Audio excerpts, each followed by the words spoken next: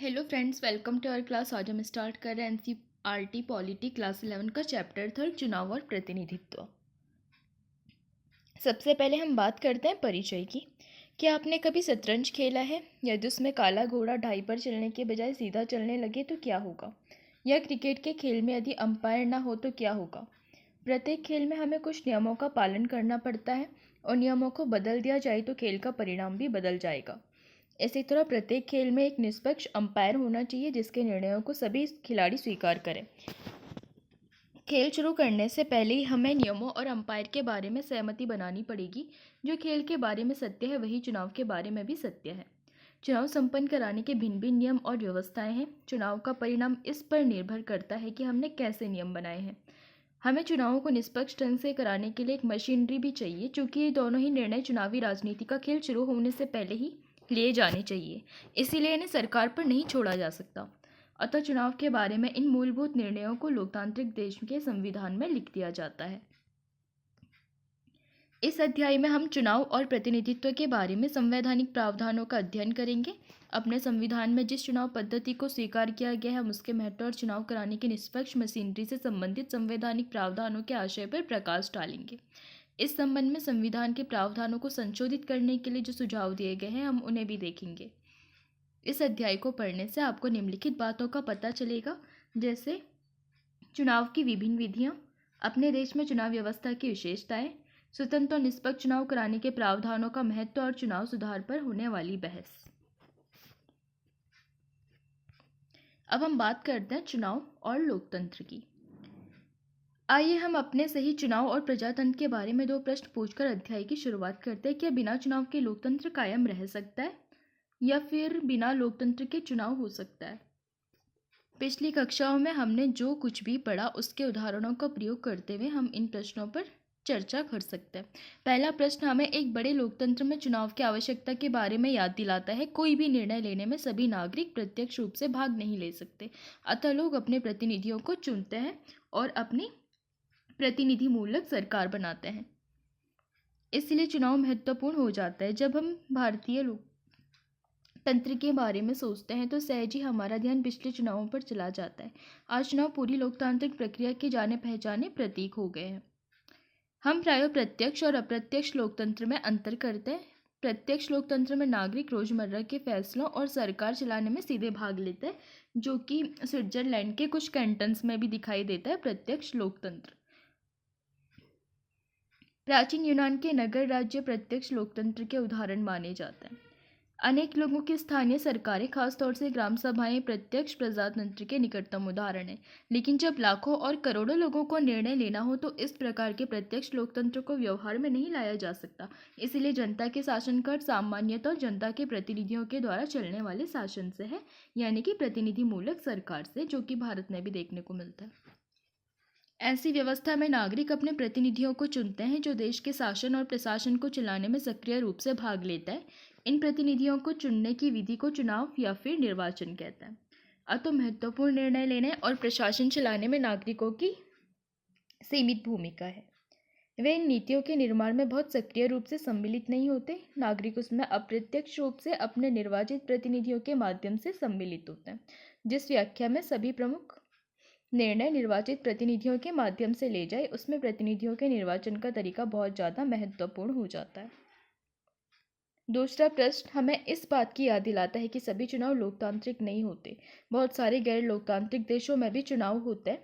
वास्तव में गैर लोकतांत्रिक शासक स्वयं को लोकतांत्रिक साबित करने के लिए बहुत आतुर रहते हैं। इसके लिए वे चुनावों को ऐसे ढंग से कराते हैं जिससे उनके शासन को कोई खतरा ना हो। क्या आप ऐसे कुछ गैर लोकतांत्रिक चुनावों के उदाहरण दे सकते हैं? आपकी राय में कौन सी बात एक लोकतांत्रिक चुनाव को एक गैर लोकतांत्रिक चुनाव से अलग करती है? किसी देश में चुनावों को लोकतांत्रिक ढंग से संपन्न कराना सुनिश्चित करने के लिए क्या करना चाहिए? इसी बिंदु पर संविधान की महत्वपूर्ण भूमिका है।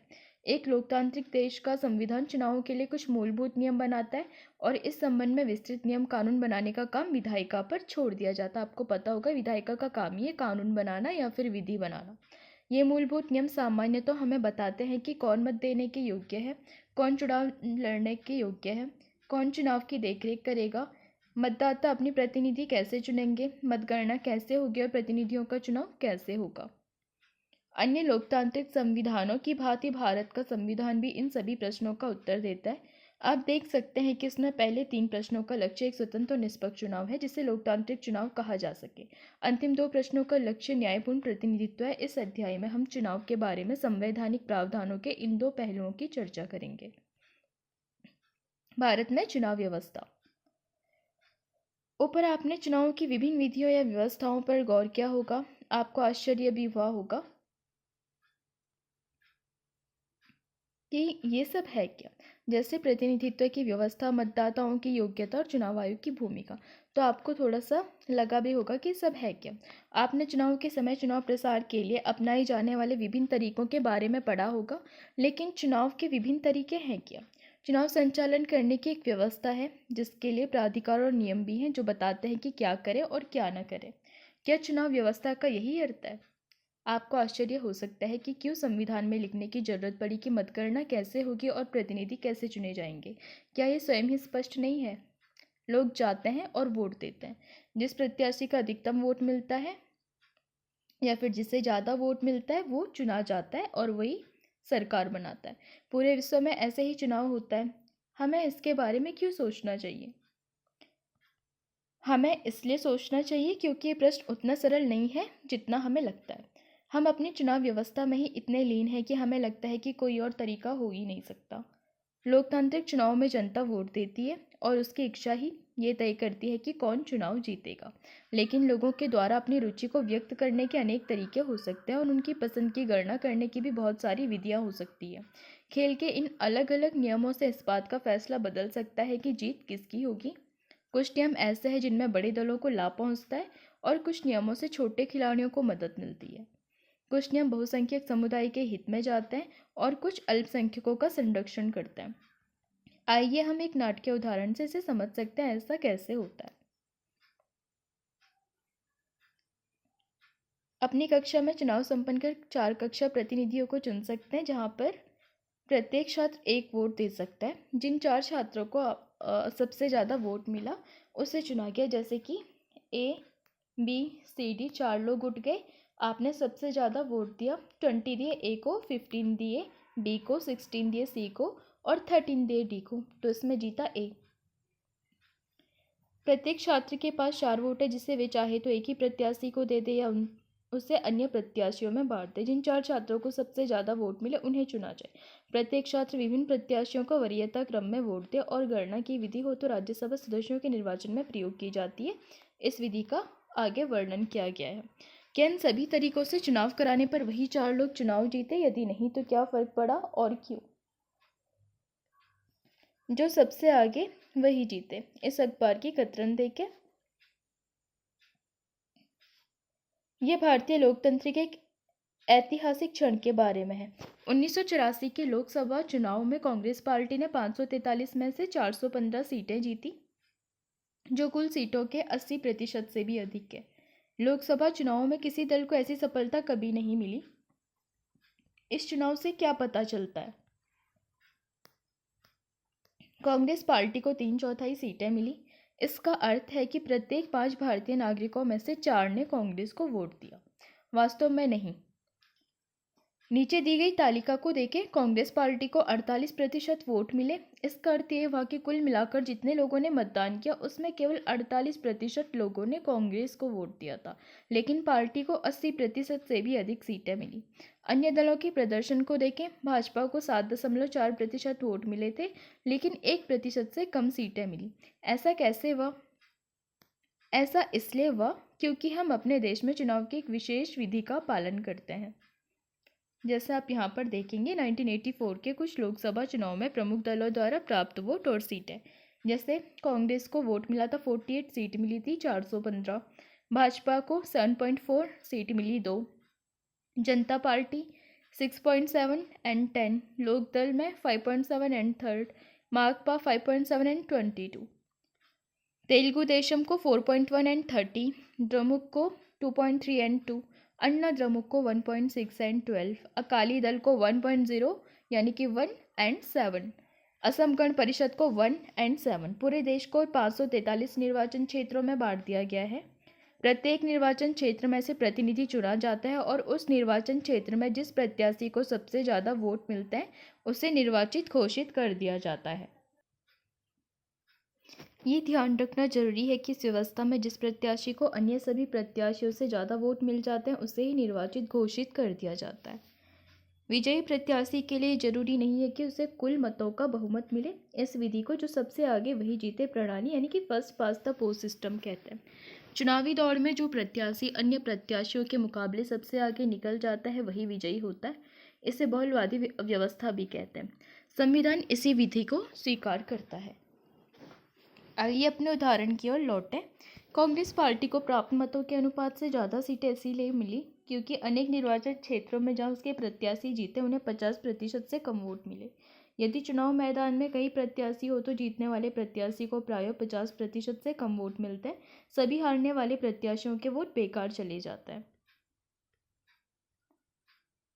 क्योंकि इन वोटों के आधार पर उन प्रत्याशियों या दलों को कोई सीट नहीं मिलती। मान लीजिए कि किसी पार्टी को प्रत्येक निर्वाचन क्षेत्र में 25% वोट मिले लेकिन अन्य प्रत्याशियों को उससे भी कम वोट मिलते हैं तो उस स्थिति में केवल 25% या उससे भी कम वोट पाकर कोई दल सभी सीटें जीत सकता है। अब हम बात करते हैं समानुपातिक प्रतिनिधित्व की। आइए इसकी तुलना इजराइल में होने वाले चुनावों से करें जहां एक बिल्कुल भिन्न चुनाव व्यवस्था का पालन किया जाता है। इजराइल में मतगणना के बाद प्रत्येक पार्टी को संसद में उसी अनुपात में सीटें दे दी जाती है जिस अनुपात में उन्हें वोटों में हिस्सा मिलता है। प्रत्येक पार्टी चुनावों से पहले अपने प्रत्याशियों की एक प्राथमिकता सूची जारी करते हैं और अपने उतने ही प्रत्याशियों को उस प्राथमिकता सूची से चुन लेती है जितनी सीटों का कोटा उसे दिया जाता है। चुनाव की इस व्यवस्था को समानुपातिक प्रतिनिधित्व प्रणाली भी कहते हैं। इस प्रणाली में किसी पार्टी को उतनी ही प्रतिशत सीटें मिलती है जितने प्रतिशत उसे वोट मिलता है। समानुपातिक प्रतिनिधित्व के दो प्रकार हैं। कुछ देशों जैसे इजराइल या फिर नीदरलैंड में पूरे देश को एक निर्वाचन क्षेत्र माना जाता है और प्रत्येक पार्टी को राष्ट्रीय चुनावों में प्राप्त वोटों के अनुपात में सीटें दी जाती है। दूसरा तरीका होता है अर्जेंटीना और पुर्तगाल में जहां पूरे देश को बहुसदस्यीय निर्वाचन क्षेत्रों में बांट दिया जाता है। प्रत्येक पार्टी प्रत्येक निर्वाचन क्षेत्र के लिए अपने प्रत्याशियों की एक सूची जारी करती है जिसमें उतने ही नाम होते हैं जितने प्रत्याशियों को उस निर्वाचन क्षेत्र से चुना जाता है। इन दोनों ही रूपों में मतदाता राजनीतिक दलों को वोट देते हैं, ना कि उनके प्रत्याशियों को। एक पार्टी को किसी निर्वाचन क्षेत्र में जितने मत प्राप्त होते हैं उसी आधार पर उसे निर्वाचन क्षेत्र में सीटें दे दी जाती है। आपको पता होगा अगर जो राष्ट्रपति का चुनाव है इसी के कारण होता है, इसी पद्धति से होता है, समानुपातिक प्रणाली से। अतः किसी निर्वाचन क्षेत्र के प्रतिनिधि वास्तव में राजनीतिक दल के प्रतिनिधि होते हैं। भारत में हमने समानुपातिक प्रतिनिधित्व प्रणाली को केवल अप्रत्यक्ष चुनावों के लिए ही सीमित रूप में अपनाया है। इजराइल में समानुपातिक प्रतिनिधित्व, जैसे इजराइल में चुनावों के लिए समानुपातिक प्रतिनिधित्व प्रणाली अपनाई गई है। वहाँ की विधायिका का नाम नेसेट है कि चुनाव प्रत्येक 4 वर्ष पर होते हैं। प्रत्येक पार्टी अपने प्रत्याशियों की एक सूची जारी करती है लेकिन मतदाता प्रत्याशियों को नहीं वरन पार्टियों को वोट देते हैं। प्रत्येक पार्टी को प्राप्त वोटों के अनुपात में ही विधायिका में सीटें मिलती है। इससे सीमित जनाधार वाली छोटी पार्टियों को भी विधायिका में कुछ प्रतिनिधित्व मिल जाता है। शर्त यह है कि विधायिका में सीट पाने के लिए न्यूनतम 3.25% वोट मिलने चाहिए। इससे प्रायः बहुदलीय गठबंधन सरकारें बनती है। हमारा संविधान राष्ट्रपति, उपराष्ट्रपति, राज्यसभा और विधान परिषदों के चुनावों के लिए समानुपातिक प्रतिनिधित्व प्रणाली का एक तीसरा और जटिल स्वरूप प्रस्तावित करता है। भारत में सर्वाधिक वोट से ही जीत की प्रणाली क्यों स्वीकार गई? सर्वाधिक वोट पाने वाले की जीत और समानुपातिक प्रतिनिधित्व चुनाव व्यवस्था की तुलना यानी कि past of the post system and समानुपातिक प्रतिनिधित्व चुनाव व्यवस्था की तुलना। सबसे पहले सर्वाधिक वोट पाने वाले की जीत पे बात करते हैं। पूरे देश को छोटी छोटी भौगोलिक इकाइयों में बांट दिया जाता है जिसे निर्वाचन क्षेत्र या जिला कहते हैं। हर निर्वाचन क्षेत्र से केवल एक प्रतिनिधि चुना जाता है। मतदाता प्रत्याशी को वोट देता है, यानी कि जो इंसान है उसको वोट देगा डायरेक्ट। पार्टी को प्राप्त वोटों के अनुपात से अधिक या कम सीटें विधायिका में मिल सकती हैं। विजयी उम्मीदवार को जरूरी नहीं कि वोटों का बहुमत 50% से ज़्यादा मिले, जैसे कि बहुमत हासिल करना जरूरी नहीं है। उदाहरण है इसका यूनाइटेड किंगडम और भारत। दूसरा, समानुपातिक प्रतिनिधित्व प्रणाली, यानी कि किसी बड़े भौगोलिक क्षेत्र को निर्वाचन क्षेत्र मान लिया जाता है। पूरा का पूरा देश एक निर्वाचन क्षेत्र गिना जा सकता है। एक निर्वाचन क्षेत्र से कई प्रतिनिधि चुने जा सकते हैं। मतदाता पार्टी को वोट देता है, किसी इंसान को ना दे करके वो पार्टी को वोट देगा। हर पार्टी को प्राप्त मत के अनुपात में विधायिका में सीटें हासिल होती हैं। विजयी उम्मीदवार को वोटों का बहुमत हासिल करना होता है, यानी कि 50 से ज़्यादा, यानी कि 50% से ज़्यादा, जैसे कि इजराइल और नीदरलैंड। राज्यसभा के चुनावों में समानुपातिक प्रतिनिधित्व की प्रणाली पर भी थोड़ा बात करते हैं। समानुपातिक प्रतिनिधित्व का एक तीसरा स्वरूप हमें भारत में राज्यसभा चुनावों में देखने को मिलता है। इसे एकल संक्रमणीय मत प्रणाली भी कहते हैं। प्रत्येक राज्य को राज्यसभा में सीटों का निश्चित कोटा प्राप्त करना होता है। राज्यों की विधानसभा के सदस्यों द्वारा इन सीटों के लिए चुनाव किया जाता है। इसमें राज्य के विधायक ही मतदाता होते हैं।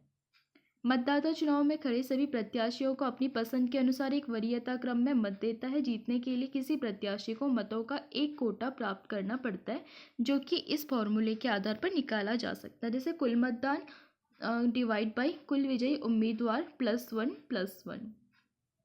उदाहरण के लिए राजस्थान के 200 विधायकों को राज्यसभा के लिए 4 सदस्य चुनना है, तो विजयी उम्मीदवार को, जैसे कि 200 विधायक है, तो उनको 200/4 सदस्य चुनने हैं, यानी कि 4+1 एंड +1 हो जाएगा। तो इससे आंसर क्या आएगा? 200/5+1, यानी कि 40+1, यानी कि 41 वोट।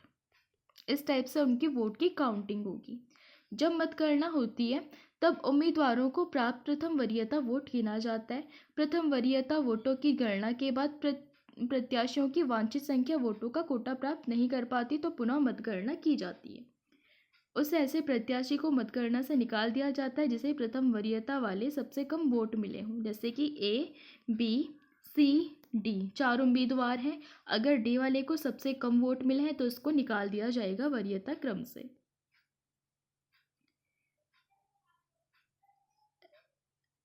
फिर जो उसके वोट होते हैं वो जैसे ABCD थे, अगर इसमें से D को निकाल दिया गया तो फिर जो इसकी वोट थी ABC में बढ़ जाएगी। ऐसा करने पर प्रत्येक मतपत्र पर अंकित द्वितीय वरीयता वाले प्रत्याशी को वह मत हस्तांतरित कर दिया जाता है। इस प्रक्रिया को तब तक जारी रखा जाता है जब तक वांछित संख्या 4 के बराबर या प्रत्याशियों को विजयी घोषित नहीं कर दिया जाता। ये तब तक कंटिन्यू रहेगा। इस प्रश्न के उत्तर का अनुमान लगाना बहुत कठिन नहीं है। यदि आपने ऊपर बॉक्स में राज्यसभा की चुनाव प्रक्रिया के बारे में पढ़ा होगा तो आपकी समझ में आ गया होगा कि ये प्रक्रिया काफ़ी जटिल है, जो किसी छोटे देश में तो लागू हो सकती है पर उपमहाद्वीप जैसे विशाल देश भारत में नहीं। इसीलिए इसको सीमित तौर पर कुछ कुछ चीज़ों में लागू किया गया है, जैसे राष्ट्रपति, उपराष्ट्रपति, राज्यसभा और विधान परिषद के चुनाव के लिए। सर्वाधिक वोट से जीत वाली व्यवस्था की सफलता इसकी लोकप्रियता का कारण है। उन सामान्य मतदाताओं के लिए जिन्हें राजनीति और चुनाव का विशेष ज्ञान नहीं है, इस पूरी चुनाव व्यवस्था को समझना बहुत ज़्यादा सरल है। इसके अतिरिक्त चुनाव के समय मतदाताओं के पास स्पष्ट विकल्प होते हैं। मतदाताओं को वोट करते समय किसी प्रत्याशी या दल को केवल स्वीकृति प्रदान करनी होती है।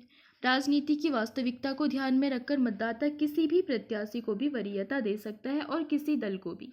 वह चाहे तो इन दोनों में मतदान के समय संतुलन बनाने की कोशिश भी कर सकता है। ये प्रणाली मतदाताओं को केवल दलों में नहीं वरन उम्मीदवारों में भी चयन का स्पष्ट विकल्प देती है। और अन्य चुनावी व्यवस्थाओं में खासतौर से समानुपातिक प्रतिनिधित्व प्रणाली में मतदाताओं को किसी एक दल को चुनने का विकल्प दिया जाता है, लेकिन प्रत्याशियों का चयन पार्टी द्वारा जारी की गई सूची के अनुसार होता है। इस प्रकार किसी क्षेत्र विशेष का प्रतिनिधित्व करने वाला और उसके प्रति उत्तरदायी कोई एक प्रतिनिधि नहीं होता, लेकिन सर्वाधिक वोट से जीत वाली व्यवस्था पर आधारित निर्वाचन क्षेत्रों में मतदाता जानते हैं कि उनका प्रतिनिधि कौन है और उसे उत्तरदायी भी ठहरा सकते हैं। लेकिन सबसे महत्वपूर्ण बात यह है कि संविधान निर्माता समझते थे कि समानुपातिक प्रतिनिधित्व प्रणाली पर आधारित चुनाव संसदीय प्रणाली में सरकार के स्थायित्व के लिए उपयुक्त नहीं होंगे। अगले अध्याय में हम संसदीय प्रणाली की प्रकृति के बारे में पढ़ेंगे। इस व्यवस्था की मांग है कि कार्यपालिका को विधायिका में बहुमत प्राप्त हो। कार्यपालिका यानी कि जो कानून लागू करवाए, विधायिका का मतलब जो कानून बनाए।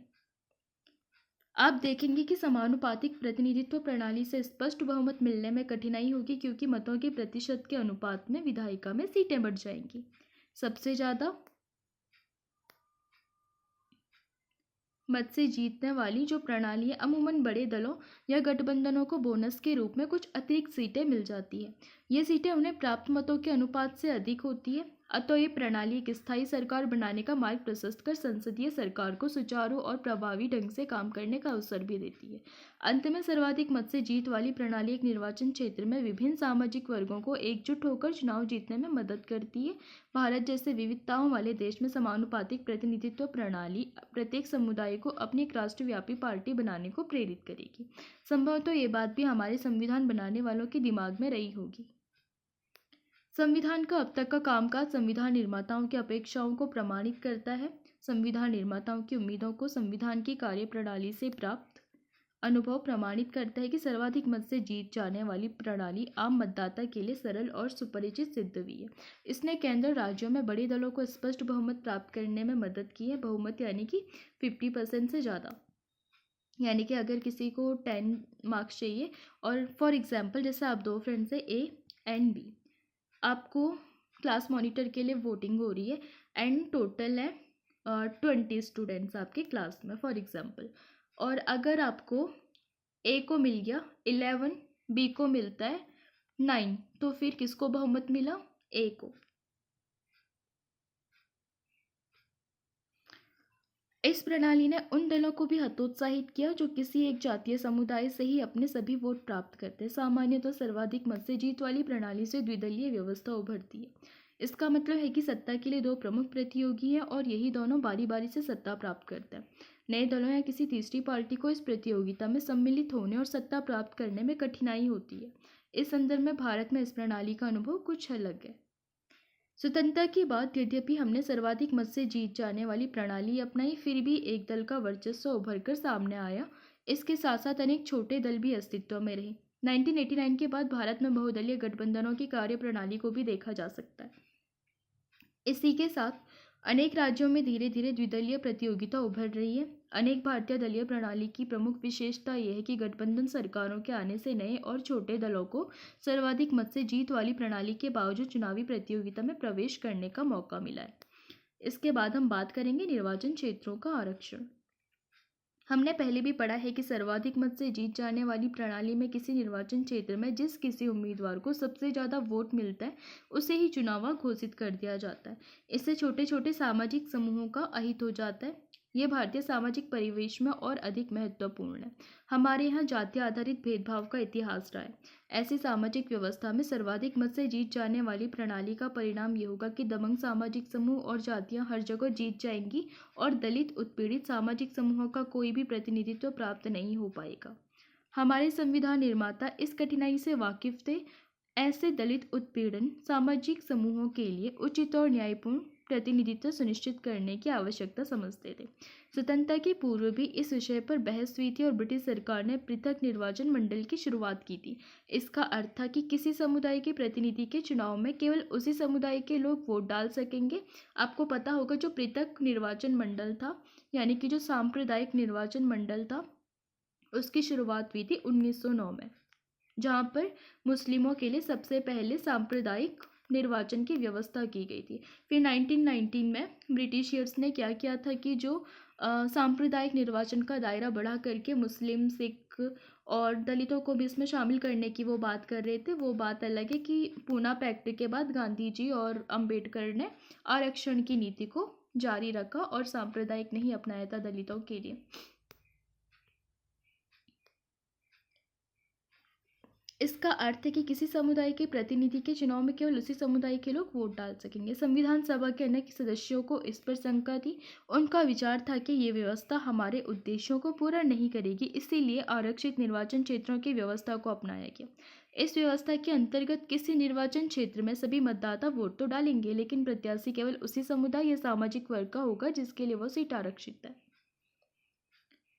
अनेक ऐसे सामाजिक समूह हैं जो पूरे देश में फैले हुए हैं। किसी एक निर्वाचन क्षेत्र में उनकी संख्या इतनी अधिक नहीं होती कि वे किसी प्रत्याशी की जीत को प्रभावित कर सके, लेकिन पूरे देश पर नजर डालने पर वे अच्छे खासे बड़े समूह के रूप में दिखाई देते हैं। उन्हें समुचित प्रतिनिधित्व देने के लिए आरक्षण की व्यवस्था जरूरी हो जाती है। संविधान अनुसूचित जातियों और अनुसूचित जनजातियों के लिए लोकसभा और राज्यसभा की आरक्षण की व्यवस्था करता है। प्रारंभिक व्यवस्था 10 वर्ष के लिए की गई थी, पर अनेक संवैधानिक संशोधनों द्वारा इसे बढ़ा करके 2030 तक कर दिया गया। आरक्षण की अवधि खत्म होने पर संसद इसे और आगे बढ़ाने का निर्णय ले सकती है। इन दोनों समूहों की आरक्षित सीटों का वही अनुपात है जो भारत की जनसंख्या में इनका अनुपात है। लोकसभा की 543 निर्वाचित सीटों में 84 अनुसूचित जाति और 47 अनुसूचित जनजाति का रेशियो है 26 जनवरी 2019 की स्थिति के आधार पर। कौन से निर्वाचन क्षेत्र आरक्षित होंगे, ये कौन तय करता है? किस आधार पर यह निर्णय लिया जाता है? यह निर्णय एक स्वतंत्र संस्था द्वारा लिया जाता है जिसे परिसीमन आयोग कहते हैं। राष्ट्रपति परिसीमन आयोग का गठन करते हैं। ये चुनाव आयोग के साथ मिलकर काम करता है। इसका गठन पूरे देश में निर्वाचन क्षेत्रों की सीमा खींचने के उद्देश्य से किया जाता है। प्रत्येक राज्य में आरक्षण के लिए निर्वाचन क्षेत्रों का एक कोटा होता है जो उस राज्य में अनुसूचित जाति या अनुसूचित जनजाति की संख्या के अनुपात में होता है। परिसीमन के बाद परिसीमन आयोग प्रत्येक निर्वाचन क्षेत्र में जनसंख्या की संरचना देखता है। जिन निर्वाचन क्षेत्र में अनुसूचित जनजातियों की जनसंख्या सबसे ज़्यादा होती है उसे उसके लिए आरक्षित कर दिया जाता है। अनुसूचित जातियों के मामले में परिसीमन आयोग दो बातों पर ध्यान देता है। आयोग उन निर्वाचन क्षेत्रों को चुनता है जिसमें अनुसूचित जातियों का अनुपात ज़्यादा होता है, लेकिन वो इन निर्वाचन क्षेत्रों को राज्य के विभिन्न भागों में फैला भी देता है। ऐसा इसलिए क्योंकि अनुसूचित जातियों का पूरे देश में बिखराव समरूप है। जब किसी भी परिसीमन का काम होता है इन आरक्षित निर्वाचन क्षेत्रों में कुछ परिवर्तन कर दिया जाता है। संविधान अन्य उपेक्षित या कमजोर वर्गों के लिए इस प्रकार के आरक्षण की कोई व्यवस्था नहीं करता। इधर लोकसभा और राज्यों के विधानसभाओं में महिलाओं के लिए आरक्षण की जोरदार मांग उठी है। ये देखते हुए कि प्रतिनिधि संस्थाओं के लिए बहुत कम महिलाएं चुनी जाती हैं। महिलाओं के लिए 1/3 सीटें आरक्षित करने की मांग कई वर्षों से की जा रही थी। ग्रामीण और शहरी स्थानीय निकायों के लिए महिलाओं के लिए सीटों का आरक्षण पहले ही प्रदान किया जा चुका है। इससे हम स्थानीय सरकार वाले अध्याय में पढ़ेंगे, यानी कि जहाँ पे नगर निगम और ग्राम सभा वाली बात है वो हम बाद में पढ़ेंगे। लोकसभा और विधानसभा के लिए अभी इस तरह का प्रावधान नारी शक्ति वंदन अधिनियम यानी कि महिला आरक्षण अधिनियम 2023 के माध्यम से किया गया है। स्वतंत्र और निष्पक्ष चुनाव। लेकिन इससे पहले आपको अगर पता होगा जो परिसीमन आयोग है उसका जो भी डिसीजन होता है वो अंतिम होता है, वो न्यायालय में चुनौती नहीं दिया जा सकता उस चीज़ को। स्वतंत्र और निष्पक्ष चुनाव। किसी भी चुनाव प्रणाली की कसौटी यह है कि वो एक स्वतंत्र और निष्पक्ष चुनाव प्रक्रिया सुनिश्चित कर सके। यदि हम लोकतंत्र को एक जमीनी हकीकत बनाना चाहते हैं तो जरूरी है कि चुनाव प्रणाली निष्पक्ष और पारदर्शी हो। चुनाव प्रणाली ऐसी होनी चाहिए जिससे मतदाताओं की आकांक्षाएं चुनाव परिणामों में न्यायपूर्ण ढंग से व्यक्त हो सके। सार्वभौमिक वयस्क मताधिकार और चुनाव लड़ने का अधिकार। सार्वभौमिक वयस्क मताधिकार आपको पता होगा 18 साल से ऊपर के सभी लोग वोट दे सकते हैं। और ये जो एज है 21 से 18 कब हुई थी? 61वें संविधान संशोधन के माध्यम से। चुनाव का तरीका निर्धारित करने के अतिरिक्त संविधान चुनावों के बारे में दो अन्य मूल प्रश्नों के उत्तर देता है। मतदाता कौन है और कौन चुनाव लड़ सकता है। इन दोनों बिंदुओं पर हमारा संविधान पूर्ण रूप से स्थापित लोकतांत्रिक परंपराओं का पालन करता है। आप जानते हैं कि लोकतांत्रिक चुनावों में देश के सभी वयस्क नागरिकों को चुनाव में वोट देने का अधिकार होना जरूरी है, यानी कि 18 से ऊपर के सभी लोग।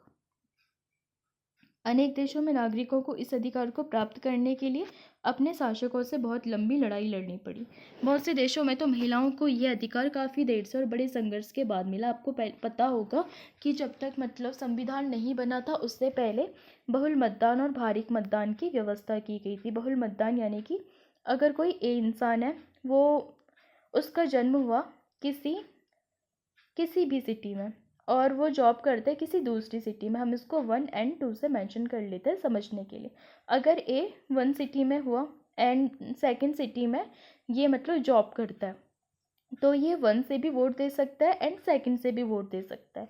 इसके अलावा जो भारिक मतदान होता है उसमें क्या होता है, संपत्ति के आधार पर या फिर शिक्षा के आधार पर आदि के आधार पर उसको राइट मिलता है, थोड़ा एक्स्ट्रा चीज़ों के आधार पर, जैसे एजुकेशन क्वालिफिकेशन जिसकी ज़्यादा हो गई या फिर जिसके पास ज़्यादा प्रॉपर्टी है तो सिर्फ वो वोट दे सकता है। भारिक और बहुल मतदान का मतलब ये होता है। लेकिन बाद में जब संविधान बना तो इसको वयस्क मताधिकार के रूप में अपनाया गया था, यानी कि एक निश्चित आयु सीमा के बात कोई भी वोट दे सकता है। पहले ये 21 थी, लेकिन संविधान संशोधन की जो दूसरी प्रक्रिया होती है, जो 368 में मेंशन सेकंड प्रोसेस है, उसके हिसाब से इसमें संशोधन किया गया 61वें संशोधन के रूप में, और जो एज थी 21 से घटा करके 18 कर दी गई थी।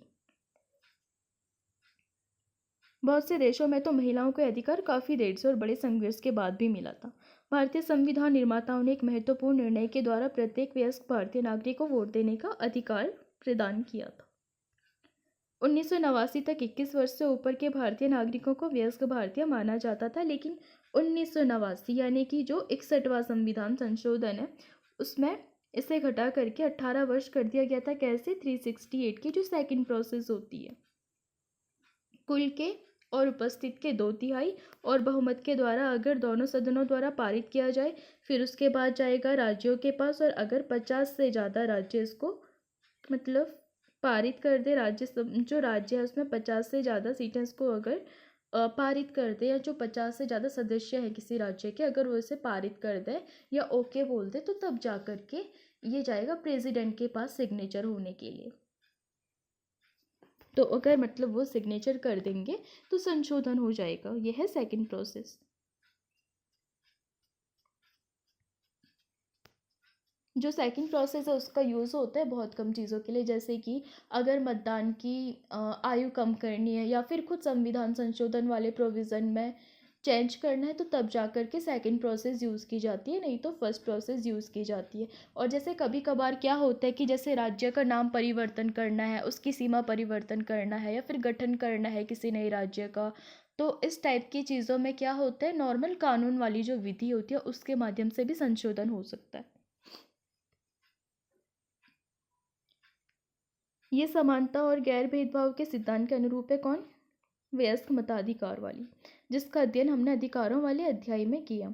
अनेक लोग पहले और आज भी ऐसा मानते हैं कि बिना शैक्षणिक योग्यता के सभी को वोट देने का अधिकार देना सही नहीं था, लेकिन हमारे संविधान निर्माताओं को सभी नागरिकों की योग्यता और महत्व में समान रूप से विश्वास था कि वे समाज, देश और अपने निर्वाचन क्षेत्र के हित में निर्णय ले सकते हैं। जो वोट देने के अधिकार के बारे में सच है, वही चुनाव लड़ने के अधिकार के बारे में भी सच है। सभी नागरिकों को चुनाव में खड़े होने और जनता का प्रतिनिधि होने का अधिकार है। अब नॉर्मल सी चीज़ है, जो भी नेता है वो भी एक इंसान है। अगर चाहे वो पढ़ा लिखा भी है, गलत वो भी हो सकता है, चाहे वो अनपढ़ है, गलत वो भी हो सकता है। इसकी कोई गारंटी नहीं है कि पढ़ा लिखा है तो उसकी जो मानसिकता है या फिर जो उसकी सोच है वो हमेशा सही होगी। तो इस तरीके से हम किसी को जज नहीं कर सकते कि एक अनपढ़ नेता नहीं चला सकता, या फिर जो पढ़ा लिखा है सिर्फ वही चला सकता है। सभी नागरिकों को चुनाव में खड़े होने और जनता का प्रतिनिधि होने का अधिकार है, लेकिन विभिन्न पदों पर चुनाव लड़ने की न्यूनतम आयु अहर्ता भिन्न भिन्न होती है। जैसे कि लोकसभा में या विधानसभा चुनाव में खड़े होने के लिए उम्मीदवार को कम से कम 25 वर्ष का होना चाहिए। कुछ और भी प्रतिबंध है, जैसे कानूनी प्रतिबंध है कि किसी व्यक्ति को किसी अपराध के लिए 2 या 2 से अधिक वर्षों के लिए जेल हुई हो तो वो चुनाव लड़ने के योग्य नहीं है। लेकिन चुनाव लड़ने के लिए आय, शिक्षा, वर्ग या लिंग के आधार पर कोई प्रतिबंध नहीं है। इस रूप में हमारी चुनाव व्यवस्था सभी नागरिकों के लिए खुली हुई है, कहीं ना कहीं ये समानता का प्रतिनिधित्व भी करती है। अब हम बात करते हैं स्वतंत्र निर्वाचन आयोग की। भारत में चुनाव प्रक्रिया को स्वतंत्र और निष्पक्ष कराने के लिए कई प्रयास किए गए हैं। एक स्वतंत्र निर्वाचन आयोग की स्थापना इनमें सबसे ज़्यादा महत्वपूर्ण कदम है, जो कि चुनावों के संचालन और देखरेख के लिए बनाया गया है। क्या आप जानते हैं कि अनेक देशों में चुनाव कराने के लिए किसी स्वतंत्र मशीनरी का अभाव है? तो थोड़ा सा नज़र डालते हैं आर्टिकल 324 के फर्स्ट क्लॉज पे। इस संविधान के अधीन संसद और प्रत्येक राज्य के विधानमंडल के लिए कराए जाने वाले सभी निर्वाचनों के लिए तथा राष्ट्रपति और उपराष्ट्रपति पदों के निर्वाचनों के लिए निर्वाचक नामावली तैयार कराने का और उन सभी निर्वाचनों के संचालन का अधीक्षण, निर्देशन और नियंत्रण एक आयोग में निहित होगा, जिसे संविधान में निर्वाचन आयोग कहा जाएगा। आपको पता होगा जो निर्वाचन आयोग है उसमें भी एक होता है केंद्र का जो निर्वाचन आयोग हो गया, और दूसरा होता है राज्य निर्वाचन आयोग। राज्य निर्वाचन आयोग किस किस के कराता है? लाइक जैसे जितने भी राज्य के इलेक्शन होंगे एंड जो स्थानीय निकाय के होंगे वो सारे राज्य निर्वाचन आयोग करवाएगा। और जो केंद्र के इलेक्शन होते हैं उसमें सिर्फ केंद्र वाला कराता है। भारतीय संविधान का अनुच्छेद 324 निर्वाचनों के लिए मतदाता सूची तैयार कराने के और चुनाव के संचालन का अधीक्षण, निर्देशन और नियंत्रण का अधिकार एक स्वतंत्र निर्वाचन आयोग का होता है। संविधान के शब्द बहुत ही महत्वपूर्ण है क्योंकि निर्वाचन आयोग को चुनावों से संबंधित हर बात पर अंतिम निर्णय करने की भूमिका सौंपते हैं। सुप्रीम कोर्ट ने संविधान के इस व्याख्या से सहमति भी व्यक्त की है। भारत के निर्वाचन आयोग की सहायता करने के लिए प्रत्येक राज्य में एक मुख्य निर्वाचन अधिकारी होता है। निर्वाचन आयोग स्थानीय निकायों के चुनाव के लिए जिम्मेदार नहीं होता है, उसके लिए होता है एक अलग सा राज्य निर्वाचन आयोग। जैसे कि हम स्थानीय सरकारों वाले अध्याय में पढ़ेंगे, इसके लिए राज्यों में राज्य निर्वाचन आयुक्त तो होता है जो निर्वाचन आयोग से अलग काम करते हैं। इसमें प्रत्येक का काम करने का अपना एक अलग अलग दायरा होता है। भारत का निर्वाचन आयोग एक सदस्य या बहुसदस्य भी हो सकता है। 1989 तक निर्वाचन आयोग एक सदस्य था। 1989 के आम चुनावों को ठीक पहले 2 अन्य निर्वाचन आयुक्तों को नियुक्त कर इसे बहुसदस्य बना दिया गया। चुनावों के बाद इसे फिर से एक सदस्य बना दिया गया। 1993 में फिर से 2 निर्वाचन आयुक्तों की नियुक्ति की गई और निर्वाचन आयोग बहुसदस्य हो गया। तब से बहुसदस्य ही बना हुआ है। शुरू में बहुसदस्य निर्वाचन आयोग को लेकर तरह तरह की शंकाएं थी। मुख्य निर्वाचन आयुक्त और अन्य आयुक्तों के बीच इस बात पर घोर मतभेद था कि किसको कितनी शक्ति प्राप्त है। इसका समाधान सुप्रीम कोर्ट को करना पड़ा था। अब इस बात पर भी सामान्य सहमति है कि बहुसदस्य निर्वाचन आयोग ज़्यादा उपयुक्त है क्योंकि इसमें आयोग की शक्तियों में साझेदारी हो गई है और आयोग पहले से भी कई ज़्यादा जवाबदेह बन गया है। मुख्य निर्वाचन आयुक्त निर्वाचन आयोग की अध्यक्षता करता है, लेकिन अन्य दोनों निर्वाचन आयुक्तों और खुद की उनकी जो शक्तियाँ हैं वो समान है। उनकी नियुक्ति राष्ट्रपति द्वारा मंत्रिपरिषद के परामर्श पर की जाती है। ऐसे में संभव है कि सरकार के द्वारा किसी ऐसे हितैषी की नियुक्ति निर्वाचन आयोग में कर दी जाए जो चुनाव में सरकार का समर्थन करे।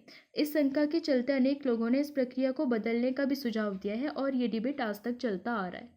उनका सुझाव है कि इसके लिए एक भिन्न प्रक्रिया का पालन किया जाना चाहिए जिसमें मुख्य निर्वाचन आयुक्तों की नियुक्ति में विपक्ष के नेता और भारत के मुख्य न्यायाधीश से परामर्श करना भी जरूरी है। संविधान मुख्य निर्वाचन आयुक्त और निर्वाचन आयुक्तों के कार्यकाल की सुरक्षा देता है। उन्हें 6 साल के लिए या फिर 65 साल की आयु तक जो भी पहले खत्म हो के लिए नियुक्त किया जाता है। मुख्य निर्वाचन आयुक्त को कार्यकाल समाप्त होने के पूर्व राष्ट्रपति द्वारा हटाया जा सकता है, पर इसके लिए संसद के दोनों सदनों को विशेष बहुमत से प्रस्ताव पारित करना होगा और फिर राष्ट्रपति को प्रतिवेदन भेजना होगा। ऐसा सुनिश्चित करने के लिए किया जाता है कि कोई भी सरकार उस मुख्य निर्वाचन आयुक्त को न हटा सके जो चुनाव में उसकी तरफदारी करने से मना करे और निर्वाचन आयुक्तों को भारत का राष्ट्रपति हटा सकता है। आपको पता होगा, जैसे जो राष्ट्रपति जिनको भी मनोनीत करते हैं फिर चुनते हैं तो उनको राष्ट्रपति ही हटा सकता है। अब हम बात करते हैं विशेष बहुमत की। आखिर ये होता क्या है?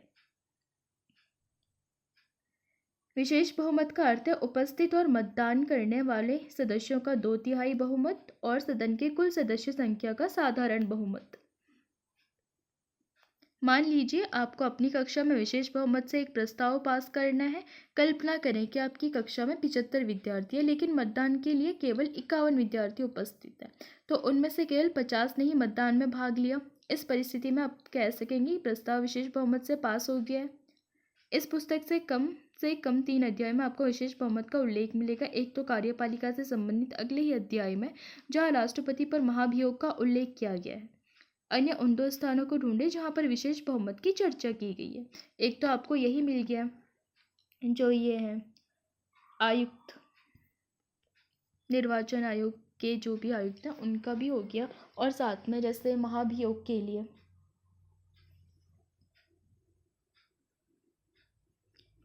भारत के निर्वाचन आयोग के पास काफ़ी सारे काम हैं। वो मतदाता सूचियों को नया करने के काम की देखरेख करता है। पूरा प्रयास करते हैं कि मतदाता सूचियों में गलतियां ना हो, यानी कि जो पंजीकृत मतदाताओं के नाम है वो छूट ना जाए और ना ही उसमें ऐसे लोगों के नाम हो जो मतदान में अयोग्य हो या फिर जीवित ही ना हो। वह चुनाव का समय और चुनाव का पूरा कार्यक्रम तय करता है। इस कार्यक्रम में निम्न बातों का उल्लेख होता है कि चुनाव की अधिघोषणा, नामांकन प्रक्रिया शुरू करने की तिथि, मतदान की तिथि, मतगणना की तिथि और चुनाव परिणामों की घोषणा। इस पूरी प्रक्रिया में निर्वाचन आयोग को स्वतंत्र और निष्पक्ष चुनाव कराने के लिए निर्णय लेने का अधिकार भी है। वह पूरे देश, किसी राज्य या किसी निर्वाचन क्षेत्र में चुनावों को इस आधार पर स्थगित या रद्द कर सकता है कि वहाँ का माहौल सही नहीं है तथा स्वतंत्र और निष्पक्ष चुनाव कराना भी संभव नहीं है।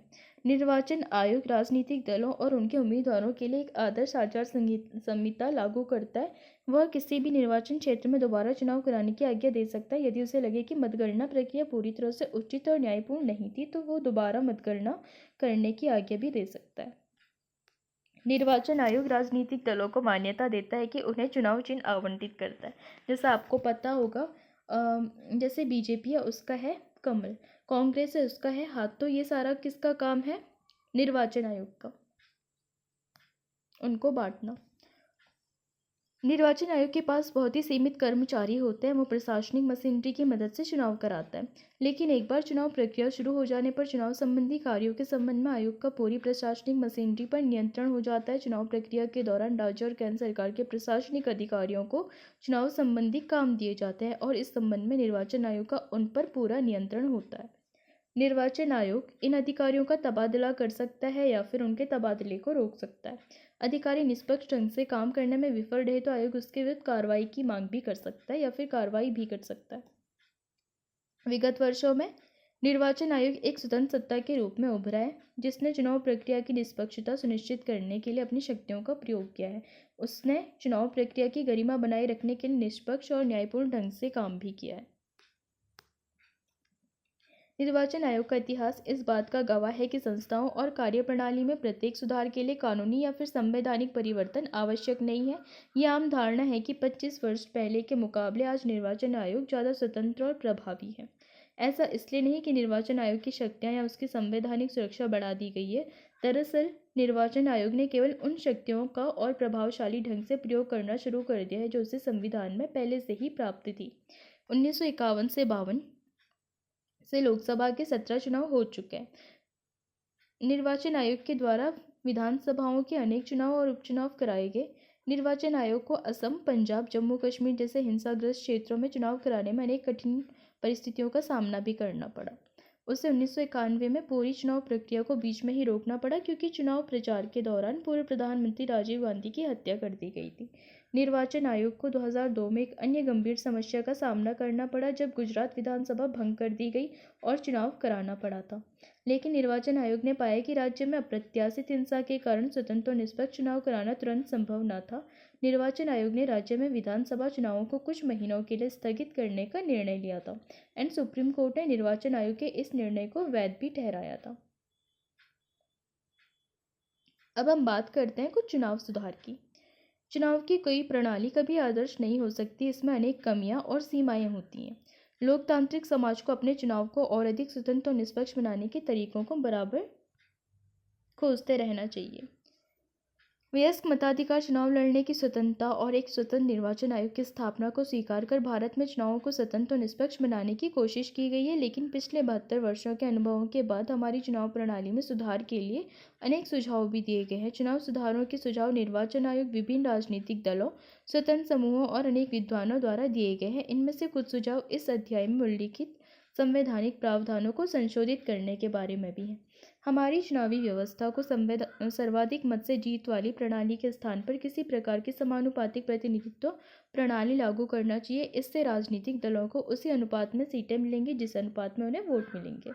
संसद और विधानसभाओं में 1/3 सीटों पर महिलाओं को चुनने के लिए विशेष प्रावधान बनाए जाए। आपको पता होगा स्थानीय स्वशासन में भी महिलाओं को 1/3 आरक्षण की बात की गई है। और जो नारी शक्ति वंदन अधिनियम है 2023 वाला, तो उसमें भी नारी के लिए आरक्षण की बात की गई है।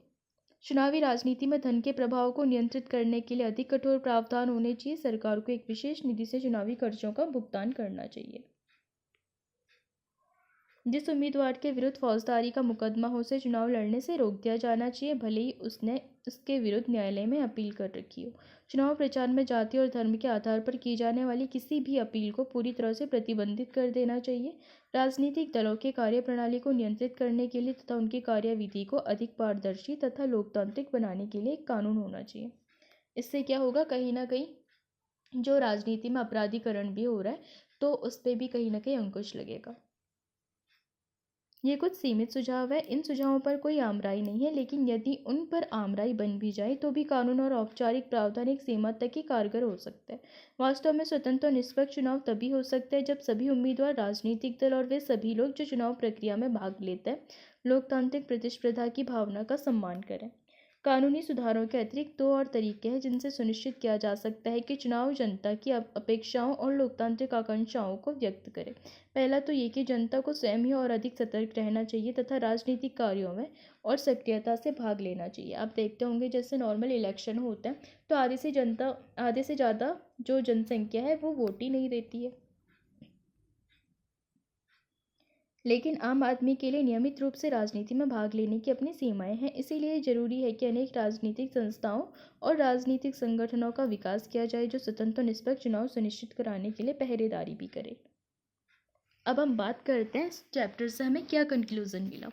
जिन देशों में प्रतिनिधित्व वाला लोकतंत्र है वहाँ चुनाव और चुनाव का प्रतिनिधित्व वाला स्वरूप लोकतंत्र को प्रभावी और विश्वसनीय बनाने में निर्णायक भूमिका निभाता है। भारत में चुनाव व्यवस्था की सफलता अनेक आधारों पर मापी जा सकती है। पहली, हमारी चुनाव व्यवस्था ने मतदाताओं को न केवल अपने प्रतिनिधियों को चुनने की स्वतंत्रता दी है बल्कि उन्हें केंद्र और राज्यों में शांतिपूर्ण ढंग से सरकारों को बदलने का अवसर भी दिया है। 2, मतदाताओं ने चुनाव प्रक्रिया में लगातार रुचि ली है और उसमें भाग लिया है। चुनाव में भाग लेने वाले उम्मीदवारों और दलों की संख्या लगातार बढ़ रही है, लेकिन अभी भी काफ़ी कम है जितनी होनी चाहिए उसके हिसाब से। 3, चुनाव व्यवस्था में सभी को स्थान मिला है और ये सभी को साथ लेकर चलती है। हमारे प्रतिनिधियों की सामाजिक पृष्ठभूमि भी धीरे धीरे बदली है। अब हमारे प्रतिनिधि विभिन्न सामाजिक वर्गों से आते हैं, यद्यपि इनमें अभी भी महिलाओं की संख्या में संतोषजनक वृद्धि नहीं हुई है। 4, देश के अधिकतर भागों में चुनाव परिणाम चुनावी अनियमितताओं और धांधली से प्रभावित नहीं होते, यद्यपि चुनाव में धांधली करने के अनेक प्रयास किए जाते हैं।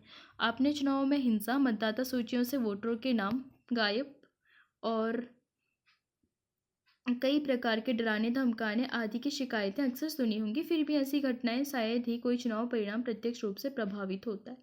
अंतिम और सबसे महत्वपूर्ण बात यह है कि चुनाव हमारे लोकतांत्रिक जीवन के अभिन्न अंग हो गए हैं। कोई इस बात की कल्पना भी नहीं कर सकता कि कभी कोई सरकार चुनावों में जनादेश का उल्लंघन भी करेगी। इसी तरह कोई ये कल्पना भी नहीं कर सकता कि बिना चुनावों के कोई सरकार बन जाएगी या वास्तव में भारत में निश्चित अंतराल पर होने वाले नियमित चुनावों को एक महान लोकतांत्रिक प्रयोग के रूप में ख्याति मिली है। इन सभी बातों ने हमारी चुनाव व्यवस्था को देश विदेश में आदर से देखा जाता है। भारत में मतदाता के अंदर आत्मविश्वास बढ़ा है, मतदाताओं की निगाह में निर्वाचन आयोग का कद बढ़ा है। यह हमारे संविधान निर्माताओं के मूल निर्णयों को उचित ठहराता है।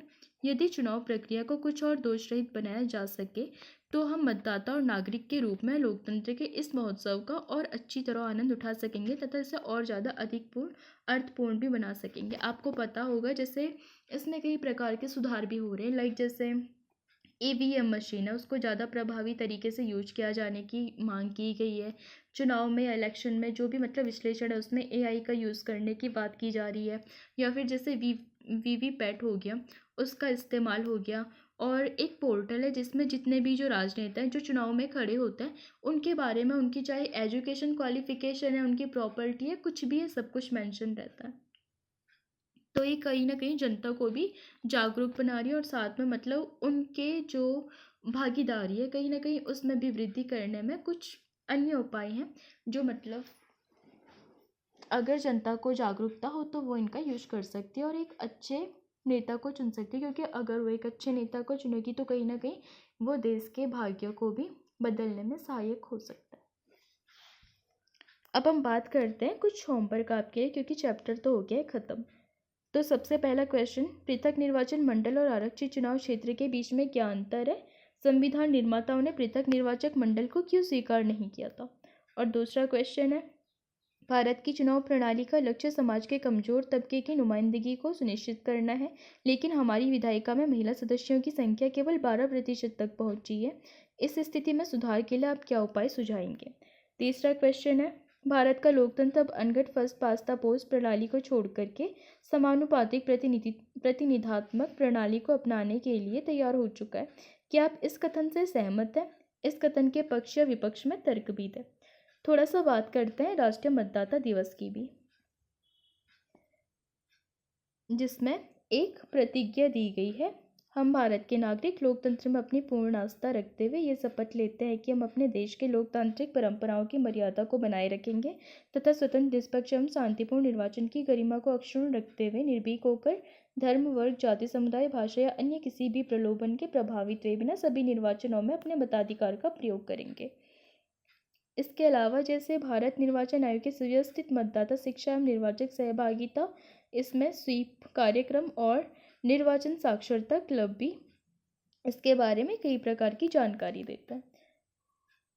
नोटा का भी आपको पता होगा, यानी कि नन ऑफ द अबव का भी ऑप्शन रखा गया है, ताकि जो हमें पसंद नहीं है, अगर कोई मतलब दल है ए बी सी डी, अगर 4 प्रतिनिधि खड़े हो गए, अगर हमें ए भी पसंद नहीं है, बी भी पसंद नहीं है, सी भी पसंद नहीं है और डी भी पसंद नहीं है, तो नोटा का ऑप्शन हम दबा सकते हैं, यानी कि नन ऑफ द अबव।